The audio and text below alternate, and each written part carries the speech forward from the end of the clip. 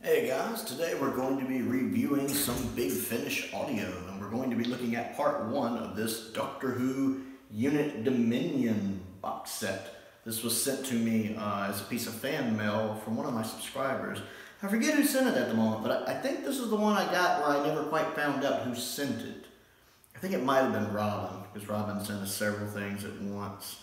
I haven't seen Robin in a while. I hope he, she, they are doing all right. I haven't seen them in a while, but I hope they're doing well. But it was a piece of fan mail. I'm always happy to get some stuff in. I love expanding my Doctor Who horizons. And this is a 4-disc box set, and I wasn't sure at the time if it was 4 different unit stories or just 4 parts of one story. Turns out it's 4 parts of one story, with each part having its own disc. And so I did part 1, which is a wonderful shot of McCoy from the TV movie there. I always love that shot of him. So we listen to part 1, and the Doctor is traveling with a new companion named Rain, whose voice is a little... I don't really care for Rain's voice. Every now and then I run into those British voices where I'm just like, Whittaker's voice is like that. I enjoyed part 1. See, the Big Finish audios are weird with me. Some of them I like, some of them I don't. It's the hardest medium for me to consume of Doctor Who, because I consider like 4 different mediums. You know, there's TV, there's Big Finish audio, or just audio, and then there's books, and then there's graphic novels, comics, because I do consider novel books and graphic novels different mediums, because I do look at them differently. And audios are the hardest for me. I've talked about that before with Big Finish. That's always the hardest one for me to consume mentally, just because well, sometimes even with the different voices I get people mixed up, especially when there's a lot of new characters like this one has. I'm not quite sure who's talking. Whereas with a book it'll say you can tell from reading who's talking. And plus I can read it at my own pace instead of having to go by the audio's pace. But some of the audios I've really enjoyed. Like I like Jubilee a lot. I really enjoyed Slipback a lot. Whereas others I didn't care for as much, like The Light at the End I didn't care for as much. And Spare Parts I found massively overrated. Didn't really care for it either. And then there's a couple others like the 2003 Shada I've seen, but it's the Flash version animation. And so I had a visual reference for it. Same thing with Out of Time Part 1. I watched it synced up with the Josh Snares animation, so I had a visual reference for it. This one's still pretty good. I had to take some breaks reading through part 1, listening through part 1, but I did enjoy it. Basically, the Doctor runs into what's supposed to be a far-off future incarnation of the Doctor, who's just called the Other Doctor, which is this guy. At least going by the story. But I recognize him from other pictures, and I could have sworn he's Big Finish's master. He's like the master in Big Finish. Now, I don't know if this was his first story or not. This came out in like 2012, so this may be when they introduced him. I strongly suspect this is actually the master pretending to be a future incarnation of the Doctor, and that's probably one of the big twists at the end. But I'm not supposed to know this going in, but that looks like him. I think his name is Alex McQueen or something like that. Yes, Alex McQueen. I can't remember if that's the guy who plays the Master's name or not. But that looks like him. So I'm assuming going in that this isn't actually a future incarnation of the Doctor. It's actually the Master. And there are a couple little things that kind of lend to that. And I'm guessing it's going to be a big twist later on. Still, I'm enjoying listening to Alex McQueen. He has a really cool voice. I like his voice. Because sometimes he kind of sounds like Colin Baker. Sometimes he kind of sounds like Paul McGann. So his voice to me sounds like a cross between the two. If you took Colin's voice and Paul's voice and put them together, you have Alex's voice. And he has a cool voice. He actually would make a good Doctor, I think, especially on audio. So I enjoyed the scenes with him. And then he's with another Doctor, like Dr. Klein or Kling or something like that. And she obviously has some kind of past with the 7th Doctor, because she keeps thinking that she sees him out of the corner of her eye, like he's doing nothing but watching her. Which, this is the 7th Doctor, that's possible, the 7th Doctor. he's a manipulative one, isn't he? Very Machiavellian.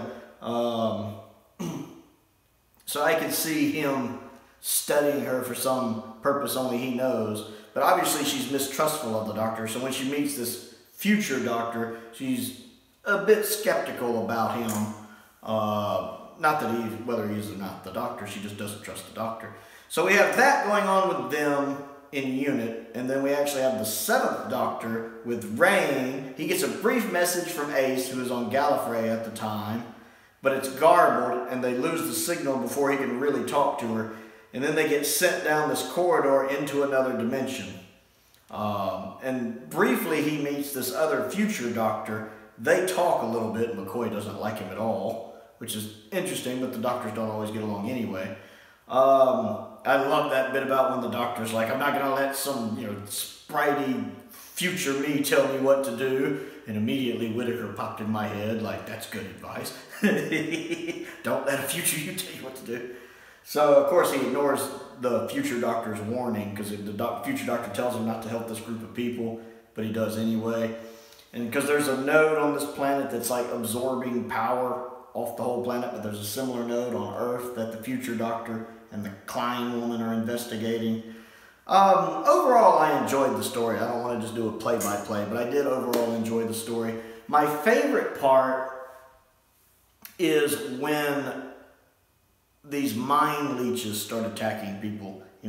Some of the military guys go in to check out this kind of tall building where apparently people were going silent. And one soldier goes in to investigate, and they can't get a hold of him, and 2 other soldiers go in after him. And the one that went in first, his name is Phillips, and so another sergeant's name is Wilson, and Wilson keeps trying to get a hold of Phillips, but when he finally gets a hold of Phillips, the only thing Phillips is saying is his name, Oscar Phillips, over and over. Oscar Phillips, Oscar Phillips, Oscar Phillips. So naturally, they're kind of, what the heck's going on here? So they go to investigate, and it's this really cool scene, because there's like these mind leeches that just drain you mentally, and the guy was saying Oscar Phillips because he was trying not to forget his own name. He forgot everything else. And one of the 2 guys runs into the thing, and he can't shoot him because he forgets how to use his gun. He can't remember how to pull the trigger. He ends up throwing himself down the stairs just to get away from it. You hear like the whole thing happening on the radio because him and Wilson are separated, but they're communicating on the radio. So Wilson, while trying to get to him, hears him the other guy throw himself down the stairs. And then Wilson tries to shoot it, and he tries to get Phillips out of there. But Phillips can't even remember how to walk. All he can remember is his name. That whole bit with the mind leeches is done really well. First off, the sound the creatures make is this really creepy, inhuman, doesn't sound like anything from the planet Earth. It's a really creepy sound. The tension with the voice actors who are voicing the characters at this point is really good. You can tell this is important. It does a really good job of building atmosphere, building tension, building suspense, creeping you out. Like, trust me, if I heard one of those things and I'm walking in a dark building and I hear one of those things, I'm like, oh, time to go. You'd see Prowl turning around and going out the other door. If one of my friends was with me and he's like, but we have to keep going, some of my kids are over there, I'd be like, this is a good time for them to learn self-reliance. Whoop. Let's go. Yeah, it's creepy. I really enjoyed that part. Because again, I struggle sometimes with audios. And even this one, there were times where I had to take breaks. Before this part kind of happens toward the end. There were times where I would take breaks. Just to kind of, I need breaks. But that part really had me gripped in. I really enjoyed the tension. And again, Doctor Who, as I've talked about recently, does horror really well, and it just is dripping with atmosphere. I could picture the events going on in my mind. Felt like I was there. You want to make sure one of those things ain't around here. Am I forgetting stuff? Is that because there's a mind leech, or am I just senile? That's really good. And the music is really good as well. The music in this whole part 1 was really good. I like the music right there. Again, helping build the tension. But I also like one piece of music right when the Doctor and Rain ended up getting trapped or sent to the other dimension. It had this very TV movie sound to it. Like I was listening to it and I'm like, that sounds like that comes straight out of the TV movie. That would have been right at home in the TV movie. And there's other music in this that kind of feels like it would have fit in the TV movie. In which, if you look at the cover, this is very much, the TV movie era 7th Doctor, so an older version of the 7th Doctor. So that seems fitting for it. I really did like the incidental music in part 1 a lot. And then to go back and fight the creatures, the future Doctor hypnotizes some of the soldiers to where the mind leeches can't drain their minds. Basically, they put all of their thoughts inside a visual safe and shut it, so they can't, nothing can get it, and they're all operating by instinct. And again, this gives credence to it not really being the Doctor, but probably being the Master, because he's using hypnosis, a thing the Master does a lot, all the way from his very first story in Terror of the Autons, all the way to his latest story, the just recently shown Power of the Doctor. So him hypnotizing the soldiers like that, of course, I think is a sly reference that this is the Master, not the Doctor. And then, of course, his response to the leeches isn't to try to take them alive. He kills them. I mean, the Doctor with him, the one that knew the 7th Doctor's even like, you're probably going to want to take them alive. And he's like, oh, no, that was me a long time ago. Sometimes it was way more efficient just to kill them, because some things in the universe just can't be reasoned with, which I can't argue with that logic, but that's not a very Doctor thing to say. And the fact that soldiers just go in there and start shooting at them and kill all the leeches, that's, again, a very Master approach to things. I enjoyed it. It was interesting that the future Master turns out to be right, and the Doctor shouldn't trust the people on the planet, as they threatened to pick up Rain and drop her from a height, and they just had to go with the phrase with the leader of like the bird people or whatever telling the Doctor, if you don't do what I tell you, Rain will fall. And I'm like, did you really just make that pun? Really? Overall, I liked it, but I liked the parts on Earth better with the Dr. Klein or whatever her name is, and the future Doctor, and the guy who's kind of the commander. I forget his name. The commander is a bit inept. He's more likes to be in front of the camera, looking all look what I did type than an actual good commander. He's definitely no Lethbridge Stewart.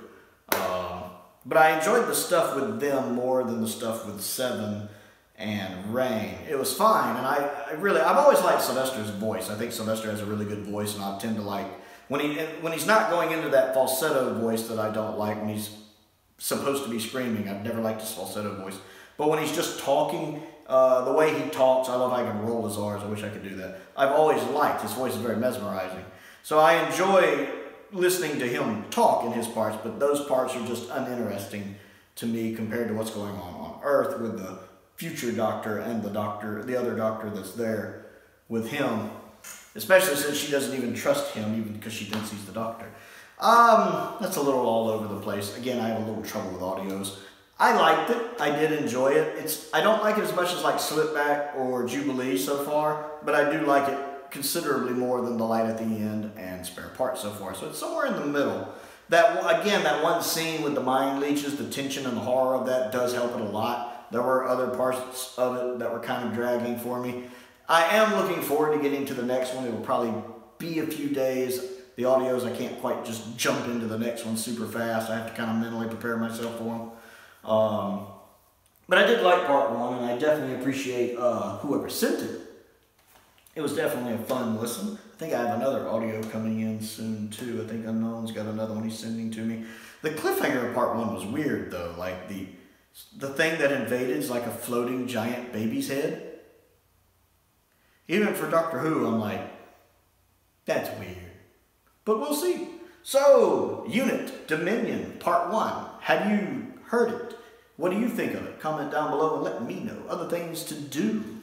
Click the like button and the subscribe button and the bell for notifications so you never miss out on another video. I also have a Patreon. That's how I help pay the bills. I would certainly appreciate if you enjoy my content, if you like my content, because I do a new video every day. Checking that out. See if there's anything there that interests you.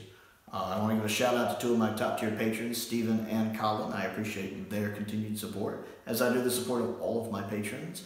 I have a P.O. box down there as well if you would like to send me anything for me to look at and review, which is how I got this box set. I also have a link to my P.O. box for some stuff I'm interested in, and a link to my UK P.O. box. Oh, not my P.O. box. A link to my Amazon wish list, and a link to my UK wish list as well on Amazon. That's what I meant to say. Most importantly, though, thank you for watching.